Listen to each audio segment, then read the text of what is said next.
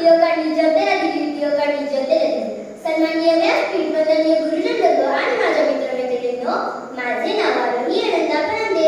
मी इयत्ता 5वीत शिकते. आज मी तुम्हाला लोकमान्य टिळक यांच्याबद्दल काही 4 शब्द सांगणार आहे. ते तुम्ही शांतचित्तेने ऐकून घ्यावेत अशी माझी नम्र विनंती.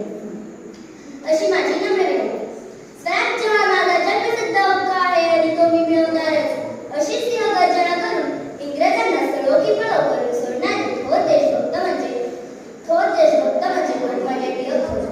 लोकमान्य टिळक यांचा जन्म 33 जुलै 1856 रोजी महाराष्ट्रातील रत्नागिरी जिल्ह्यातील चिखल या गावी झाला. त्यांचे पूर्ण नाव बाळ गंगाधर टिळक असे होते.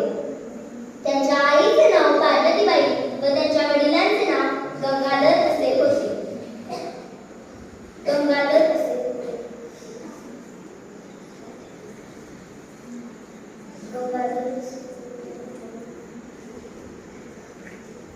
टिळक हे लहानपणापासून हुशार तर होतेच, पण अन्यायाविरुद्ध पेटून उठणारे होते.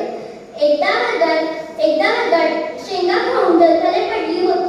गुरुजी वर्गात आले